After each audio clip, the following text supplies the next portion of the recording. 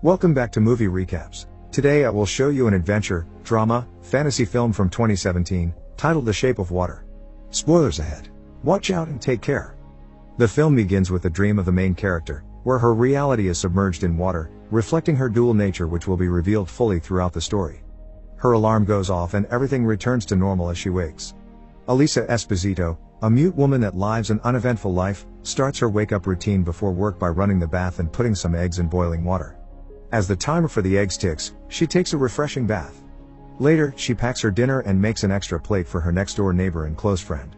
Elisa gives Giles the food and sits with him for a moment, watching an old musical on TV.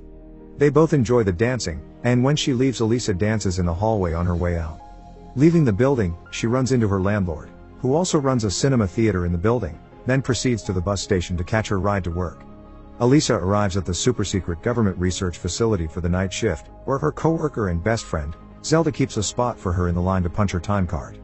The two women proceed to do their job as part of the cleaning staff until they reach a special secret lab housing a pool.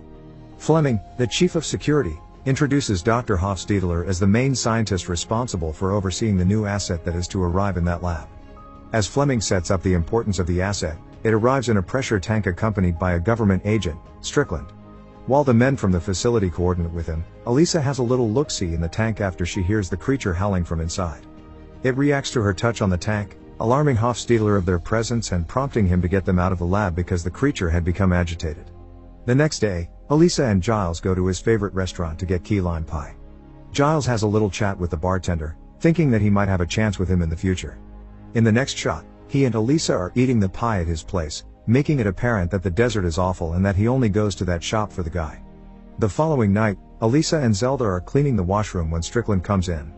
He washes his hands before he pees, then does his business while the women are still there. Elisa wants to move the cattle prod he has left on the washroom counter, but he tells her not to touch it, explaining how powerful and dangerous it is. Then he introduces himself and explains why he doesn't wash his hands after going, something that should tell them a lot about his character. Before he leaves, Strickland kindly greets the women, making it seem like he's taken a little bit of a liking to Elisa. Zelda hates him already. Later, the two are taking out the garbage from the hallways, when they hear the door from the lab where the asset was taken open, then see Strickland come out of there bleeding. The other scientists and a few MPs run over to help him and contain the asset while Zelda pulls Elisa away from the scene.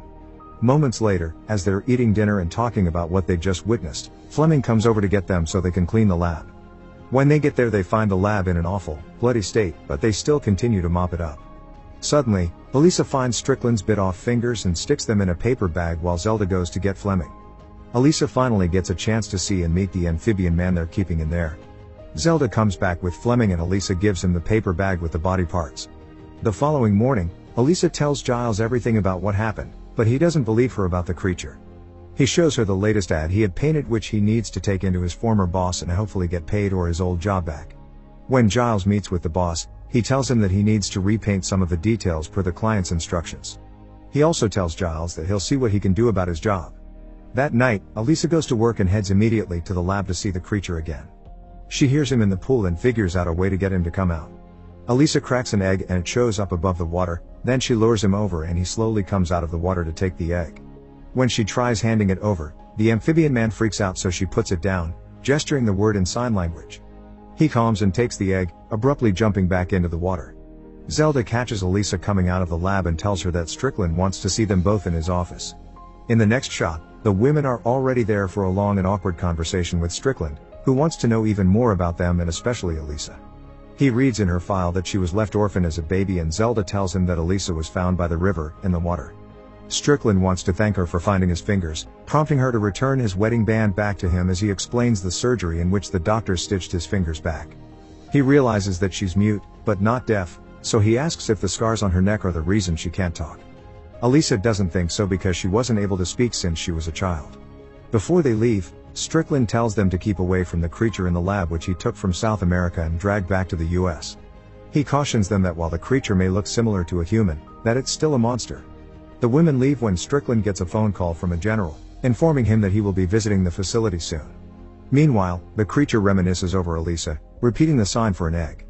That following night, Elisa waits for the scientist to leave the lab, then takes out a record player from her cart and places it next to the pool. She plays music for the amphibian man and serves him a single egg while she also takes a bite from her sandwich. He takes the egg without surfacing, so she pauses the music to make him come out and join her. Surely enough, the amphibian man pokes his head out, grunting, and Elisa unpauses the record. She teaches him the sign for music and he learns it fast, enjoying the music and their time together. Their dates continue in the following nights, coupled with boiling eggs and music, then eventually graduating to dancing. Hofstadler walks in on them one night when he goes to bring the creature its dinner, but he doesn't interrupt them.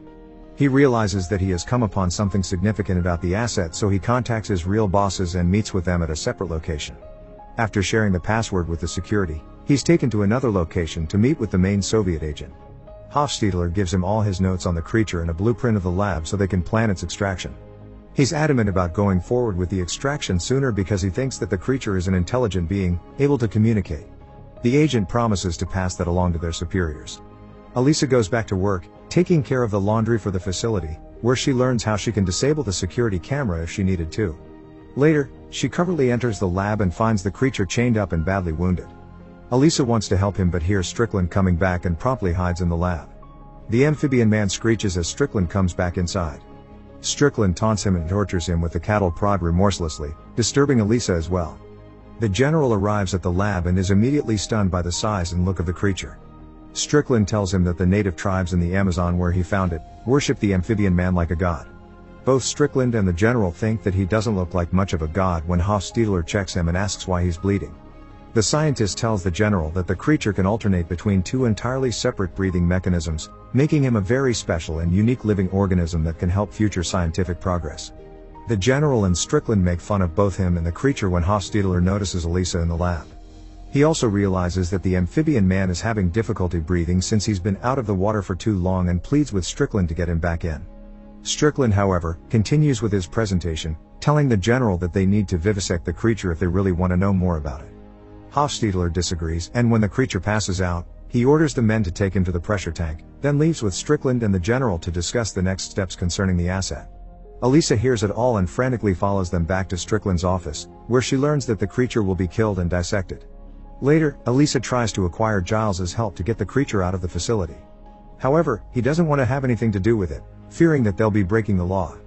Elisa finally admits to her love for the amphibian man, who she thinks sees her the way no one has seen her before, as a person with no deficiencies. Even after her speech, Giles isn't convinced, saying that the creature isn't even human, so he leaves the apartment in a hurry. Elisa storms after him, signing that if they don't help him, they won't be human anymore. Giles ignores her plea again. In the next shot, he meets with his boss, who tells him that the corrections aren't even necessary because the client went in another direction and says that he will never be hired back. Later, Giles goes back to the restaurant to see his bae, but unfortunately, the moment he makes a move on him, he learns that not only is the man not gay, but also a massive homophobe. Even worse, as an African-American couple walks into the restaurant, the man is revealed to be a massive racist too, completely disappointing Giles on all possible levels. Feeling what it looks like to be treated like an animal on his own skin, Giles finally grows a conscience and goes to Elisa to tell her that he will help her after all. Meanwhile, Hofstadler meets his Soviet contacts again to inform them that the creature will be vivisected. His boss tells him that he has two options, either to delay the procedure, which is impossible, or use a tool to cut the power in the facility, giving him enough time to kill the creature himself. The scientist hates the alternatives because his primary obligation is to science and not any country's political motives. However, his boss tells him he has no other choice. Simultaneously, Strickland buys an expensive car in a color he hates, just because the man at the shop tells him it's the cool new thing. That night, while Hofstadler takes care of the amphibian man, Elisa stakes out the lab and its exits to figure out a way to get the creature out of there, and Zelda catches a glimpse of her planning something. Giles prepares his van to make it look like one of the laundry vans that do the pickups from the facility. Later, he and Elisa go over the plan, which is to use fake documents to get to the lab by 5 a.m. while she takes care of the cameras and gets the creature out in a laundry cart. Meanwhile, Hofstadler prepares the poison to kill the creature, clearly unhappy about it. Elisa goes back to the staff locker room just as everybody gets ready to leave, but she stays behind and gets back to the loading dock to move the camera. As she's doing that, Hofstadler makes his final plea to Strickland not to kill the amphibian man. While they argue, he sees that Elisa's moving the cameras on the monitor, and when he realizes that Strickland won't budge, he decides to help her instead. Elisa is already preparing the laundry cart for the creature as Zelda waits for her to come by the elevators, then stays back and goes searching for her when she doesn't show. Elisa goes to the lab, with Hofstadler already waiting for her there. She takes the amphibian man out of the water and Hofstadler approaches, giving her the keys to the chains. He tells Elisa what she needs to do to keep the creature comfortable and gives her a special mixture to put in his water to keep him alive. He also tells her that he'll disable the power, which will give her 5 minutes, then he'll meet her at the loading dock. While Elisa is rolling the creature out of the lab, Giles drives over there and Hofstadler goes to find the main power fuse. Giles arrives at the loading dock but is stopped by the MP at the gate while Hofstadler sets the timer on the gadget to cut the power. In a fast sequence of events, Elisa brings the creature out and Zelda stops her, while Strickland sees the van on the security camera from the gate, suspecting that something is wrong and calling the MP. He runs over there as the MP points a gun at Giles to step out of the vehicle when suddenly the power goes out. Hofstadler hurries Elisa to get the creature to the loading dock and Zelda finally decides to help. Then, he kills the MP so Giles can have a clear path to get to Elisa. The 4 of them get the amphibian man into the van and Giles drives off, leaving Zelda and Hofstadler behind. Giles crashes into Strickland's car because he's mesmerized by the creature's beauty, giving the security enough time to catch up to them and to start shooting. Fortunately, the escape van makes it out of the facility, and Strickland is pissed. Later, Elisa and Giles get the creature comfortably into her bathtub so he can start breathing. They both rejoice because their plan worked as Strickland investigates the chain of events that allowed the creature to escape. The following morning, Elisa forges a new plan on how to set the amphibian man back into the ocean. She'll have to wait for the October rains to come and release him in the canal, so she writes it down in her calendar. Later, Elisa has a nice moment with the creature, showing their growing bond. That night, they all go back to work, pretending it's business as usual. Strickland questions Elisa and Zelda, then realizes that whoever planned the escape could not have been a simple member of the cleaning staff and dismisses them, convinced that the creature was grabbed by highly trained agents. Meanwhile, Giles takes care of the amphibian man in his apartment, but when he falls asleep, the creature hears the TV and leaves the bathroom. The amphibian man sees one of Giles's cats, then hunts and eats her, getting caught by Giles in the act. Giles yells at him to stop, scaring the creature terribly. He reacts by attacking Giles as well and running out of the building. Before Elisa and Zelda leave work, Hofstadler gives them another care package for the creature. Elisa tells him about her plan to release him and calls him a good man. Suddenly, she gets a phone call from Giles that the creature ran away, so she gets back to the apartments as fast as she can. Elisa finds the amphibian man in the downstairs cinema, drawn there by the sounds of the films, puzzled by what he's seeing. They have a touching moment together and then come back to tend to Giles. The creature has already learned that the cats are off the menu and he tries to make it right with Giles for eating one of them. He places his hand on Giles's head and his wound, glowing magnificently, signifying that something magical is happening. Meanwhile, Strickland calls Hofstadler to his office, questioning him because he suspects his involvement. Elisa and the creature continue to bond and fall in love.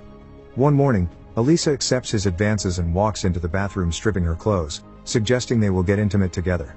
The next night at work, Zelda catches her smiling and figures out she had slept with the amphibian man, so Elisa explains how it all worked. Zelda is shocked and says never trust a man, even when he looks flat down there. Hofstadler gets a visit from his Soviet comrades, who question him about the amphibian man as well, falsely thinking that he went ahead and killed it. He can tell that they're a little suspicious as well and gets ready to defend himself, but they leave telling him that they'll contact him when they have his extraction plan. As time goes on, Elisa and the amphibian man continue their loving affair and she almost floods the entire building, creating their own little aquarium in her bathroom. Giles catches them in the act, stopping the flood from getting worse, but he relays no judgment. Moreover, he might be starting to believe the creature is really a god, considering it healed both his wound and made his hair grow back with a simple touch. Hofstadler finally gets the call from his comrades to meet them for his extraction, and Elisa checks the docks because the rains had started. When she comes back home, she realizes that the creature is getting sick being out of the water for so long. Meanwhile, Strickland gets a visit from the general, who pushes him, even more, to find the creature faster, informing him that if he doesn't find it, he will lose his job with the government. Elisa realizes that the date has come to release the creature back in the ocean, and during their meal together, she finds a way to express her love for him. Later, she tells Zelda what's happening, and when she checks on the creature, Zelda says that she must release him that night. Before Zelda leaves, she calls Hofstadler to ask him what to do, but unfortunately, he's already at the door and misses the call. Since Strickland is on to Hofstadler, he follows him when he leaves his apartment to go to the secret meeting place. Hofstadler isn't getting extracted though. When his compatriots arrive at the meeting place, they shoot him down but are killed by Strickland before they can finish him. Strickland tortures the barely living scientist for information about the creature and learns that it was the cleaning staff who managed to fool him and release the creature. Upon learning that, Strickland goes to Zelda's house to question her about it, but finds out the truth from her husband since she wasn't willing to give up her friend. As soon as he leaves, Zelda calls Elisa to tell her that he's on his way. Elisa and Giles make it to the canals before Strickland gets to her apartment and are ready to say goodbye to the creature forever. Unfortunately, Strickland sees the date that Elisa has written in her calendar and follows them there, so before the amphibian man can jump in the water he shoots both him and Elisa. Giles knocks him over, stopping him from shooting further and giving the creature enough time to heal his own wounds. The amphibian man gets up and promptly confronts Strickland, who shockingly says that the creature is a god before the amphibian man slashes Strickland's neck open. As Strickland is dying and Zelda arrives at the dock with the police, the creature takes Elisa in his hands and jumps in the water. Zelda and Giles watch them go, silently saying their farewells. The creature heals Elisa in the water and helps her start breathing through the gills on her neck, which were never scars. They live happily ever after. Make sure to subscribe and turn on notifications so you can watch more videos like this. Thanks for watching.